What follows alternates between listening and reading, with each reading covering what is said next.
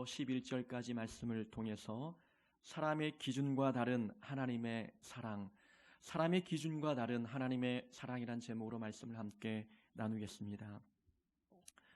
2002년 개봉한 영화 공공의 적이라는 영화가 있습니다. 많은 분들이 보신 줄로 압니다만 설경구와 이성재가 주연을 맡은 영화입니다. 그 영화 속에 설경구가 경찰로 나오고 이성재가 범인으로 나온 영화이지요. 여기서 이성재는 잘 나가는 펀드 매니저입니다. 또 이성재에게는 부모님이 계셨는데 그의 아버지는 돈이 좀 많아서 이 아들 회사에 투자를 한 분이셨습니다.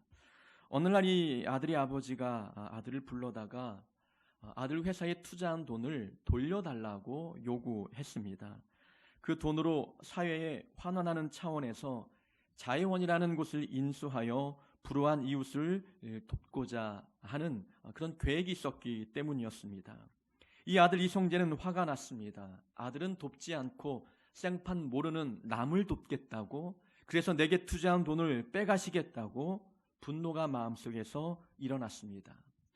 비가 억수같이 내리는 날 이 아들 이성재는 판초 우의를 입고 얼굴과 몸을 가린 채 부모님 집에 잠입해 들어갔습니다. 그리고 무섭게 그 부모님을 잔인하게 살해했지요.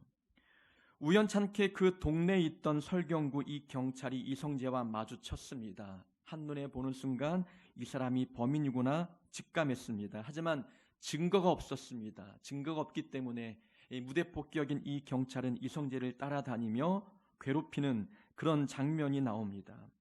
수사에 난항을 겪던 차에 부검 결과가 나왔습니다. 살해당한 이 어머니 목구멍 속에 손톱 조각이 발견되었던 것이지요.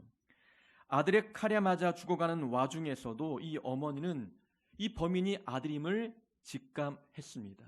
그리고 칼을 휘두르다가 아들의 손톱이 잘려나간 것을 보고 어머니는 아들의 죄를 감춰주기 위해 그 아들의 손톱을 삼켰던 것입니다. 영화를 보는 내내 아들의 잔인함과 매정함에 대해서 분노가 올라왔습니다. 그러나 그 영화에는 아들의 잔인함과는 극명하게 대비되는 어머니의 사랑이 있었습니다. 부모를 죽인 금수만도 못한 아들이지만 어머니는 죽어가는 순간에도 아들의 앞날을 걱정했습니다. 그런 아들을 그렇게까지 사랑할 필요가 있을까라고 말하는 사람이 있지만 그건 자녀를 향한 어머니 입장을 모르기 때문에 하는 말입니다. 어머니의 사랑은 일반적인 사람들이 생각하는 사랑과는 그 기준이 다릅니다.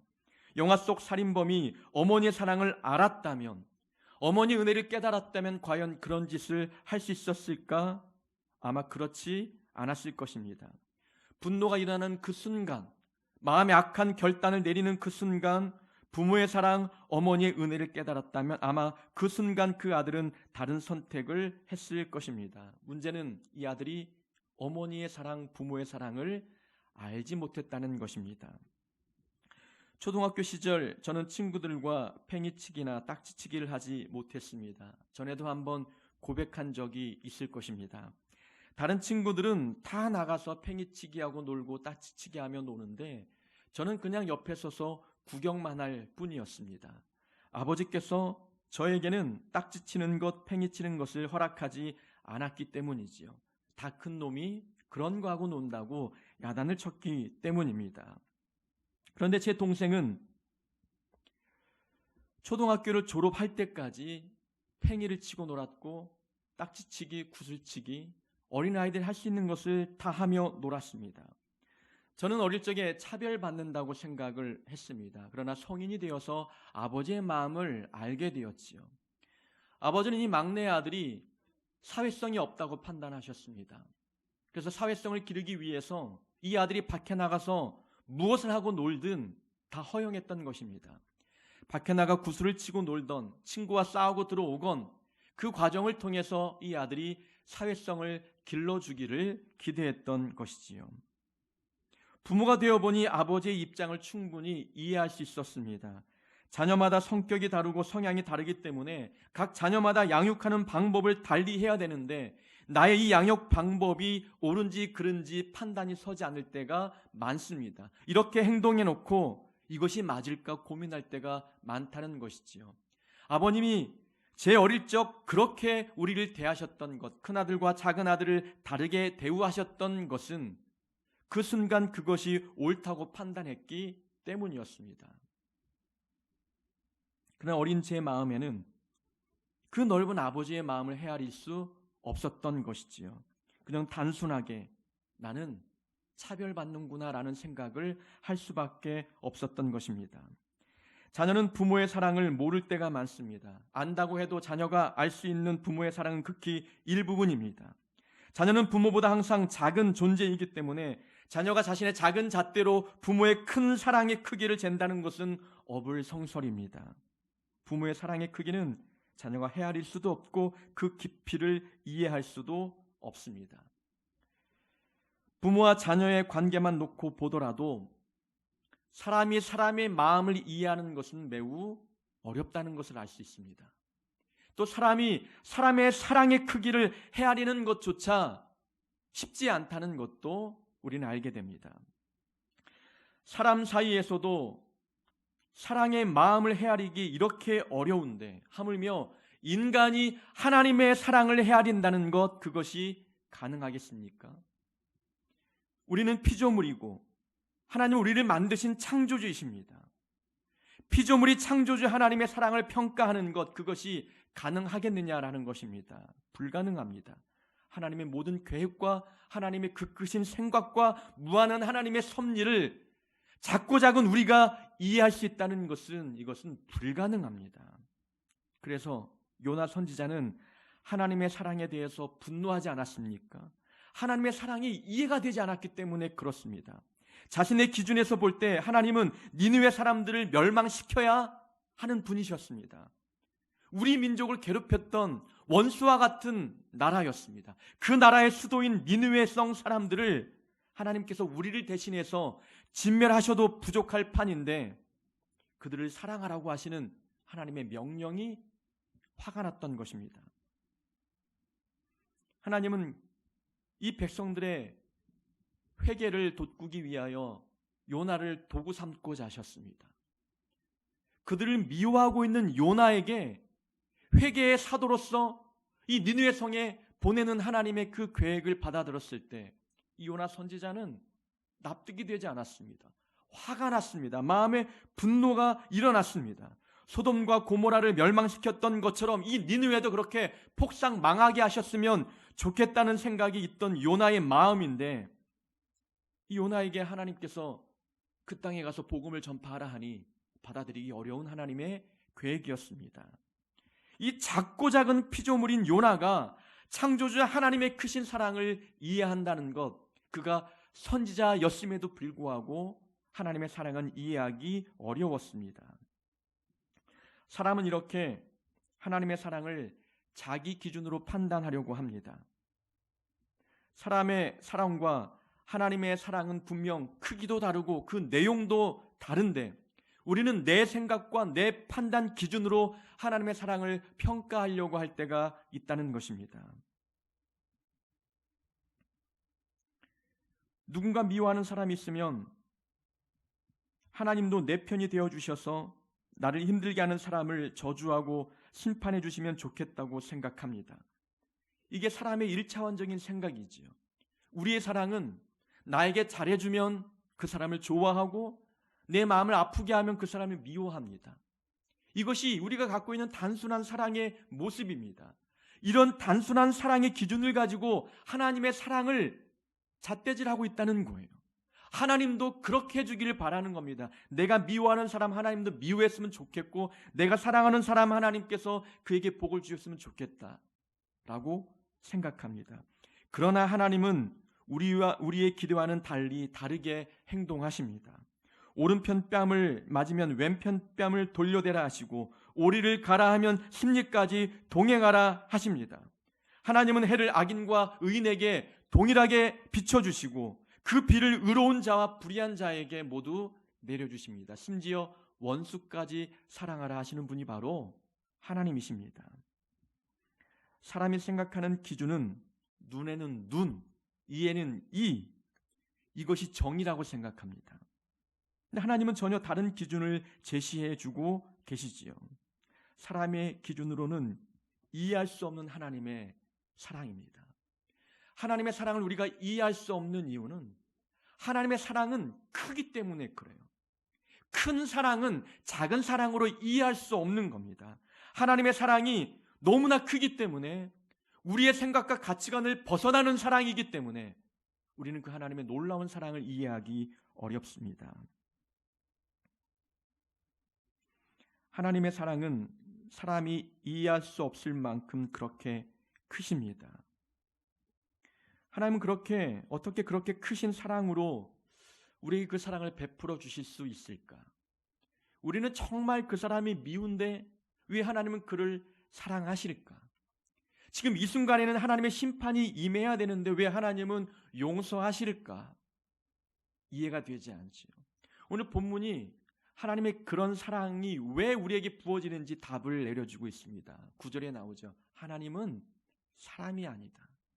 하나님은 사람이 아니기 때문에 그렇다고 분명 우리에게 말씀해주고 계십니다. 이것이 바로 오늘 본문이 우리에게 주는 주제입니다. 하나님은 우리와 같은 사람이 아니십니다. 8절과 9절의 말씀입니다. 에브라임이여 내가 어찌 너를 놓겠느냐? 이스라엘이여 내가 어찌 너를 버리겠느냐? 내가 어찌 너를 아드마와 같이 놓겠느냐? 어찌 너를 스보임 같이 두겠느냐? 내 마음이 내 속에서 돌이키어 나의 긍휼이 온전히 불붙는 것 같도다. 내가 나의 맹렬한 진노를 나타내지 아니하며 내가 다시는 너희 에브라임을 멸하지 아니하리니 내가 하나님이요 사람이 아니기 때문에 그렇다라고 말씀하십니다. 이 본문에 나오는 아드마와 스보임은 소돔과 고모라 성이 멸망당할 때 그 옆에서 같이 멸망당한 죄악이 관영한 도시였습니다. 하나님께서 그렇게 무섭게 심판한 도시였는데 이 북왕국 이스라엘을 향해서는 내가 아드마와 스보임같이 너희를 멸하지 않겠다라고 말씀하고 계십니다. 그러나 북왕국 이스라엘은 당연히 하나님의 심판을 받아야 할 백성들이었습니다. 하나님이 베푸신 은혜를 죄의 기회로 삼았고 풍성한 수확물을 하나님이 주셨는데 그것을 바알이 준 것처럼 착각하여 바알에게 감사 제사를 올렸습니다. 하나님의 은혜가 서린 장소 베델과 길갈에는 우상을 가져다 놓고 은혜의 장소를 죄악이 관영한 장소로 바꾸어 버렸습니다. 그들이 심판받아도 누구도 이상하게 생각하지 않을 만큼 죄에 대한 당연한 심판이었습니다. 그런데 하나님은 그들을 어찌 버리겠냐고, 어찌 그들을 포기하겠느냐라고 말씀하십니다. 그렇게 말씀하신 하나님의 사랑이 납득이 안 되지 않습니까? 근데 하나님은 그렇게 하겠다는 거예요. 우리가 이해할 수 없는 사랑을 베풀어 주시겠다는 겁니다. 그 이유는 하나님은 하나님이시고 사람이 아니기 때문에 그렇다는 겁니다. 사람과 같은 기준으로 우리를 사랑하는 것이 아니라 하나님은 하나님이시기 때문에 하나님의 사랑으로 우리를 사랑하시겠다라고 말씀하고 계십니다. 저는 이 9절의 말씀 나는 하나님이요 사람이 아니다. 이 문장을 묵상하면서 정말 다행이다라는 생각을 가졌습니다. 한때는 하나님이 하나님이심에 대하여 생각할 때마다 두렵고 불안할 때가 있습니다. 생각해 보십시오. 하나님은 전능하신 분이십니다. 전지하신 분이십니다. 내 생각과 내 마음의 상태를 다 아십니다. 내가 혼자 있을 때 모습도 다 아시고 내 과거의 모든 것을 다 알고 계신 분이십니다. 하나님이 나에 대해서 좀 몰랐으면 좋은데 다 알고 계신 그래서 하나님이심이 나에게는 부담이 되고 두려울 때가 있다는 거예요. 그런데 조금만 더 생각해 보면 내 모든 것을 다 알고 계셨음에도 불구하고 나를 향한 하나님의 사랑 거두지 않으셨습니다. 하나님은 나와의 관계를 변함없이 사랑의 관계로 이어가셨습니다. 심판받아 마땅한 사람인데 그런 나를 위해서 십자가 위에 독생자 예수를 못 박으셨습니다. 내가 죄인임을 아시는데, 내 과거를 아시는데, 내 생각과 나의 교만함을 아시는데 하나님은 그걸 아심에도 불구하고 용서하시고 사랑하셨다는 것입니다. 왜 그렇습니까? 하나님은 사람이 아니기 때문에 그렇습니다. 하나님은 하나님이시기 때문에 그런 것이지요. 하나님이 사람이 아니라 하나님이신 것이 우리에게 얼마나 다행입니까? 얼마나 그것이 은혜입니까? 우리가 하나님 앞에 떳떳이 내세울 만한 것들이 있습니까? 그런 것이 없음에도 불구하고 하나님이 오래 참으시고 용서하시고 기회를 주시는 그런 하나님이란 그 사실 우리에게는 너무나 큰 은혜이요 다행입니다. 오늘 본문은 바로 그렇게 하나님은 사람과 같지 않은 분이다. 하나님의 사랑은 사람의 기준과는 다른 사랑을 우리에게 베푸시는 분임을 말씀하고 계십니다. 자, 그러면 오늘 본문 속에 사람의 기준과 다른 하나님의 모습, 하나님의 사랑은 무엇인지 한번 두 가지만 살펴보도록 하겠습니다. 자, 1절부터 4절의 내용을 보면은 이런 내용이 있습니다. 처음에 하나님께서 이스라엘을 애굽에서 건져내신 이야기를 1절에서 하고 계시지요. 이스라엘을 어린 아들로 표현하신 것을 보니 하나님은 이스라엘을 애틋하고 귀엽고 사랑스러운 존재로 보셨습니다. 그런 자들을 고통 속에서 구원해 주셨다고 말씀합니다. 그런데 2절에 보니까 백성들은 선지자의 말씀을 듣지 않고 우상을 섬기기 시작했다고 말씀합니다. 선지자들이 말씀을 가르치면 가르칠수록 그들은 하나님에게서 좀 더 멀어져 갔고 우상에는 좀 더 가까워져 갔습니다. 애굽에서 건져내셨는데 그들은 우상과 가까이 지내고 있었습니다. 그런 백성들을 보면서 하나님은 어떻게 행동하십니까? 3절에 보니까 그런데도 하나님은 그들에게 걸음마를 가르쳐 주셨고 팔로 번쩍 안아주시기도 하셨고 그리고 그들이 아플 때 돌보시면서 고쳐주기도 하셨습니다. 우상을 섬긴 백성들에게 이런 사랑을 어린아이 다루듯 그렇게 사랑해 주셨죠. 그런데 백성들은 또 어떻게 행동합니까? 3절 마지막 부분에 보면은 그들은 이런 하나님의 사랑을 알지 못했다라고 말씀합니다. 이렇게 하나님이 어린아이 다루듯 무한한 사랑을 부어주시는데 이 백성들은 하나님 사랑을 알지 못했습니다. 그런 백성들에게 하나님은 또 어떻게 행동하십니까? 4절에 보니까 내가 사람의 줄 곧 사랑의 줄로 그들을 이끌었고 목에 무거운 멍에를 벗겨주셨고 그들이 편히 먹을 수 있도록 음식을 제공해 주셨다라고 말씀하십니다. 1절부터 4절까지 내용을 보면 하나님은 사랑을 베풀어 주셨는데 백성들은 배신했습니다. 배신한 백성들을 또 사랑해 주셨는데 또 배신합니다. 이것이 반복이 됩니다. 그런데도 불구하고 하나님은 백성들의 행동과는 상관없이 끝까지 그들을 사랑하고 계십니다. 이것이 바로 사람과 다른 하나님의 사랑의 모습입니다. 하나님의 사랑은 상대의 반응에 따라 달라지지 않습니다. 이것이 오늘 본문이 우리에게 교훈해주고 있는 하나님의 놀라운 사랑의 모습입니다. 상대가 어떻게 반응하든 그 반응에 상관없이 하나님은 한결같은 사랑을 베풀어 주십니다. 마치 호세아 선지자가 아내 고멜을 사랑하듯 고멜이 아내 역할을 감당하지 못하고 반복적으로 세상에 나아가 죄악과 뒹굴었을 때 그래도 남편 호세아는 한결같은 모습으로 아내를 데리고 와 그를 끝까지 그녀를 사랑해 주었습니다. 그런 호세아의 모습을 통해서 하나님의 사랑을 보여주시는 것이지요. 하나님이 사람과 다른 모습, 바로 이렇게 상대방의 반응에 따라 달라지는 사랑이 아니라 우리가 어떤 모습으로 하나님 앞에 반응하듯 우리를 끝까지 사랑하시는 하나님의 모습을 보여주고 계십니다. 이스라엘 백성들이 광야에서 40년을 보낼 때 얼마나 변덕스러웠습니까? 하나님께서 바로의 손에서 10가지 재앙을 보여주시면서 건져내셨을 때 그들은 기뻐했겠지요. 그러나 홍해 바다에 다다랐을 때 하나님을 원망했습니다. 우린 이제 죽었구나, 불평했습니다. 하나님께서 홍해 바다를 갈라주시고 그 마른 땅을 걷게 하시니 백성들은 그때는 기뻐하며 즐겁게 찬양하며 노래를 불렀습니다. 그런데 이게 목이 마르니 또 불평합니다.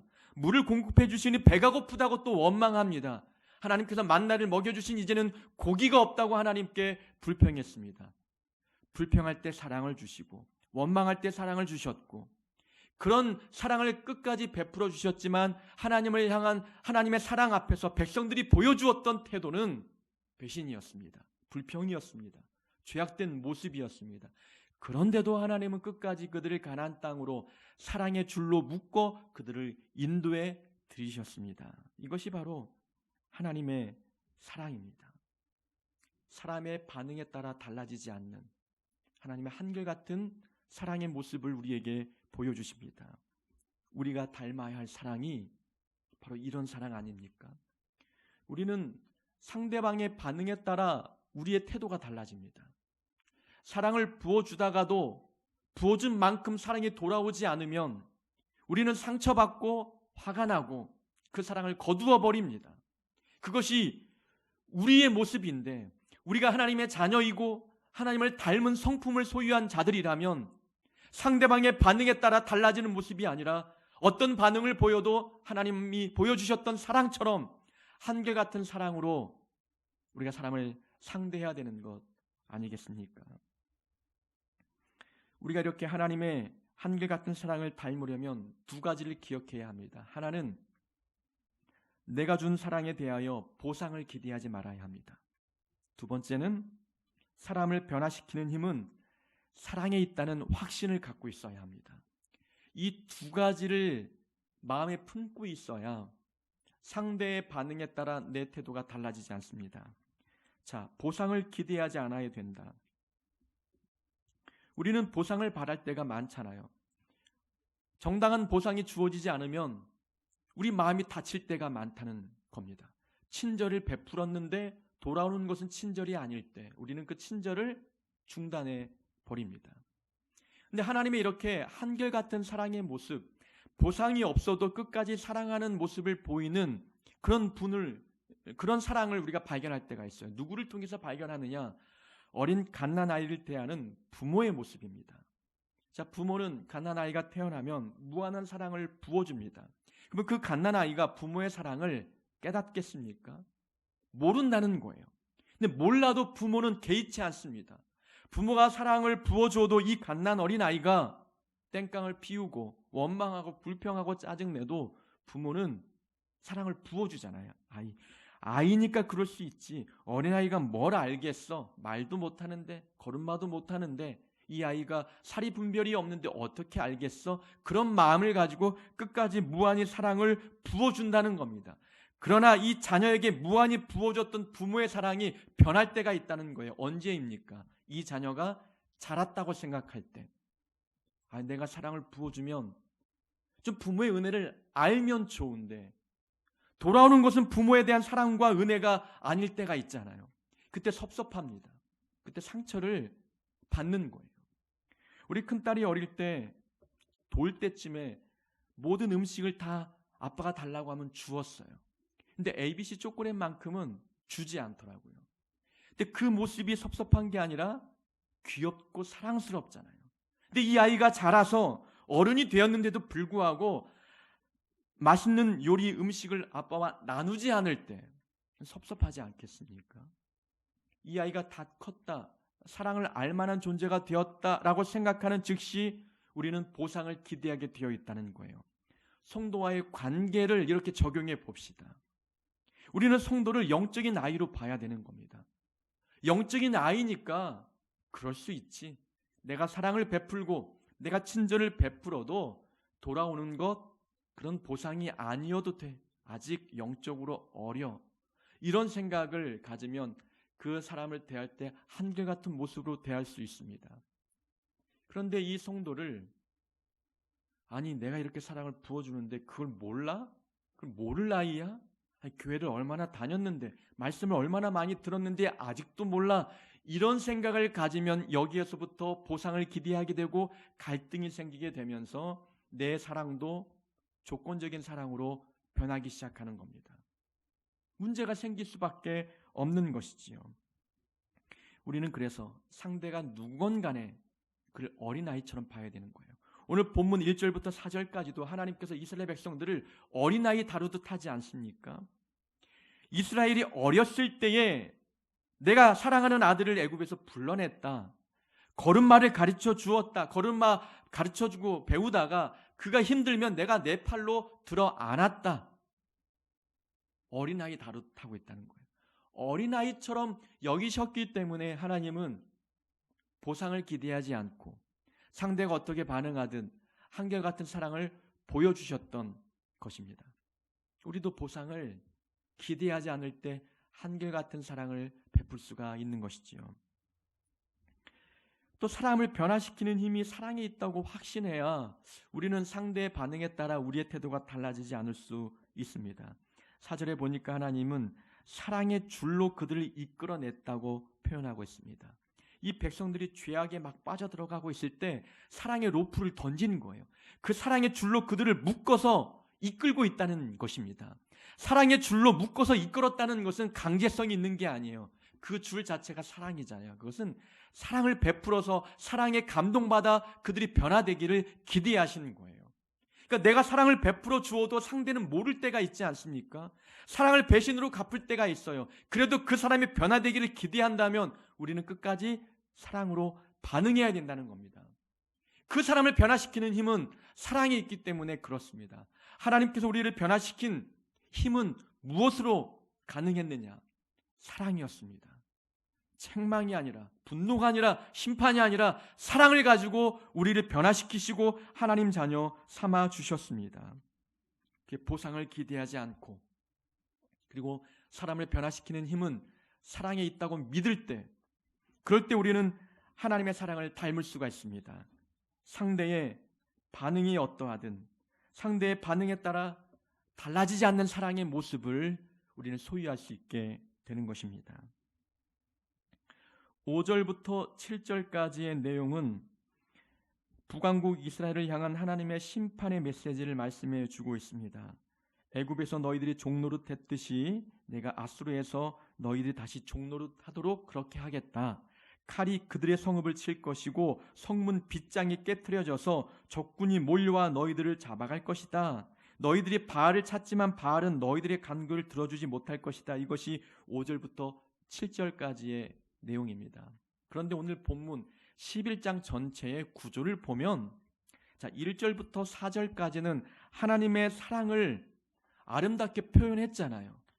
그리고 9절, 8절부터 마지막 절까지도 하나님의 사랑을 애틋하고 아름답게 표현하고 있다는 거죠. 그런데 그 사랑, 두 애틋한 사랑 사이에 하나님의 심판의 메시지를 기록해 놓고 있습니다. 이 구조를 보면은 이 심판의 의도가 무엇인지를 우리가 짐작해 볼 수 있습니다. 하나님의 심판은 분노에 근거한 것이 아니라는 겁니다. 하나님의 심판은 사랑에 근거한 거예요. 그러니까 앞부분에서 사랑을 말하고 뒷부분에도 사랑을 말했다는 것은 논리성을 볼 때 중간에 낀 이 심판도 사랑의 한 종류라는 것을 우리에게 말씀해 주고 있는 거예요. 그 11장 전체는 하나님의 사랑을 이야기하고 있다는 것입니다. 심판을 말하는 것 같지만 이 심판은 하나님의 사랑에 근거한 심판이었습니다. 이 심판은 어찌 보면 회초리지요. 하나님의 훈계와 책망입니다.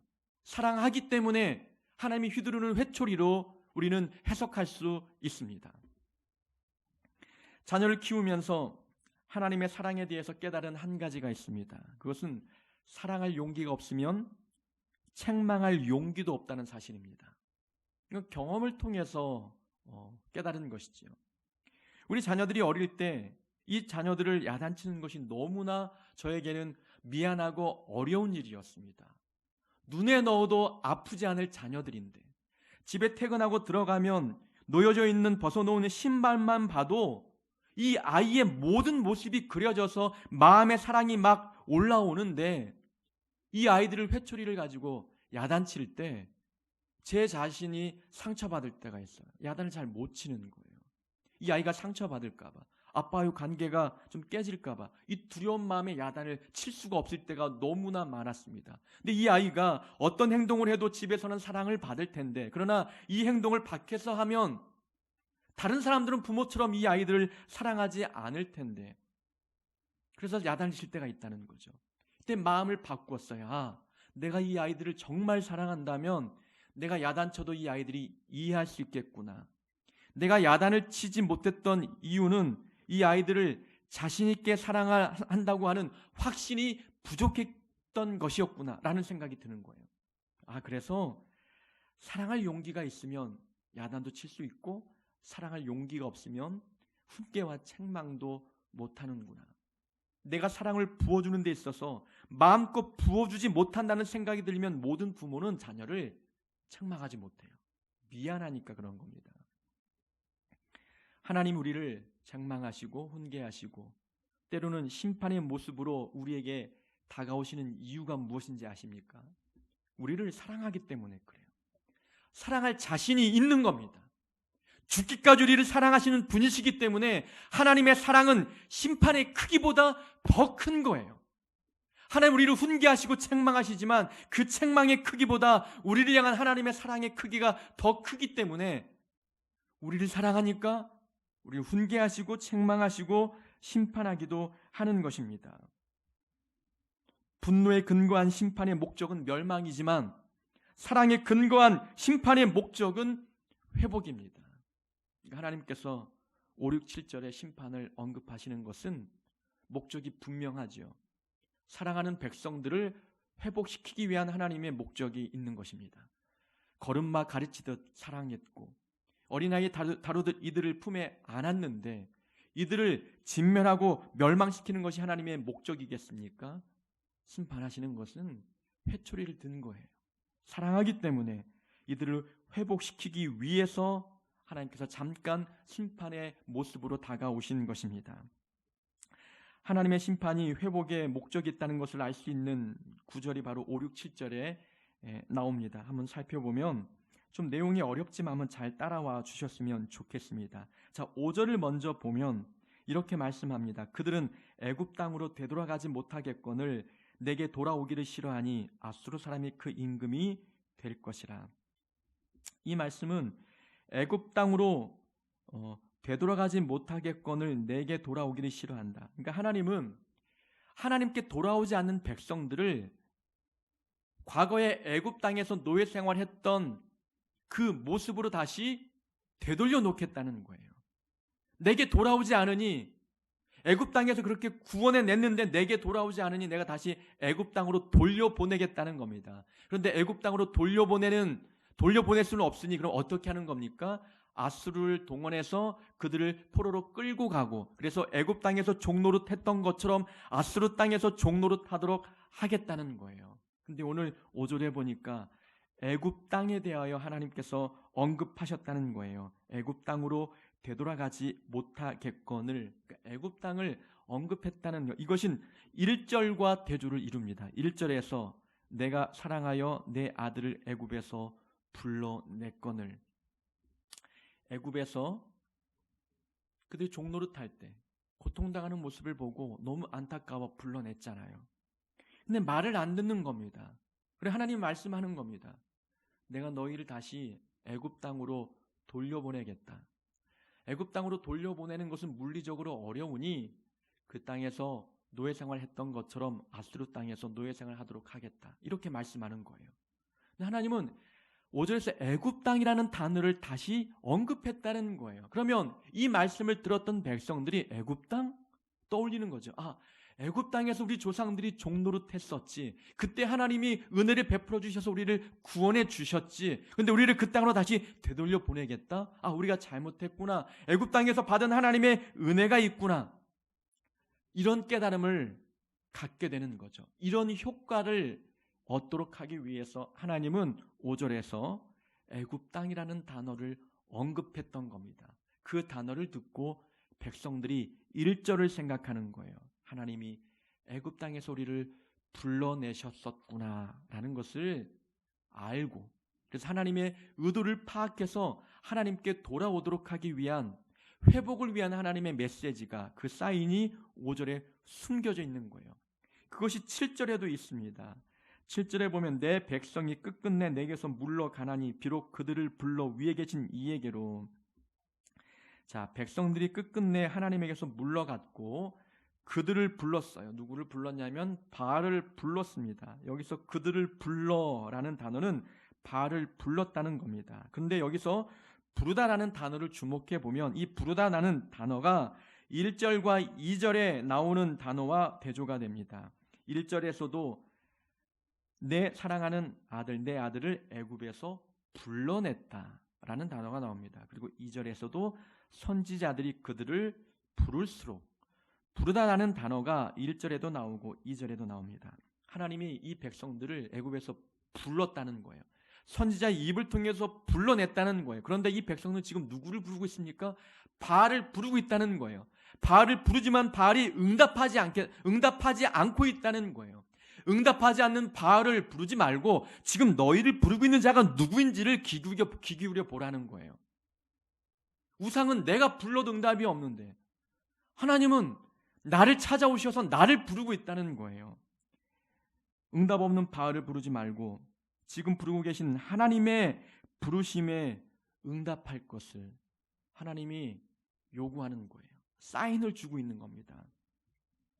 7절 마지막 부분에도 바알을 부르지만 일어나는 자가 하나도 없다고 말하잖아요. 바알을 불러도 너희를 구원하기 위해서 일어나는 자가 하나도 없다라고 말씀합니다. 여기서 일어나는 자가 없다라는 표현이 있습니다. 일어나다라는 이 단어는 일으켜 세워줄 자가 없다는 뜻이지요. 다른 말로 또 표현하면 그들을 들어 올려줄 자가 없다는 거예요. 들어 올려줄 자가 없다라는 이 표현이 어디와 상응하고 있냐면 4절에 보면은 그 목에서 멍에를 벗기는 자 이렇게 나오지 않습니까? 멍에를 벗길 때 이 벗기다라는 단어를 다르게 표현하면 들어 올리는 거예요. 멍에를 들어 올려서 벗기는 겁니다. 멍에를 벗겼다는 것은 자유를 주었다는 거예요. 그런데 이 백성들은 우리에게 멍에를 들어 올려주셔서 자유를 주신 하나님이 계신데 그런데 그들은 바알을 부르고 있고 바알을 불러 보았지만 바울은 이 백성들을 이 억압에서부터 들어 올려주지 못하고 있다는 겁니다. 그러면 하나님이 말씀하는 거예요. 너희들을 들어 올려주었던 자가 누구냐? 라고 말씀하죠.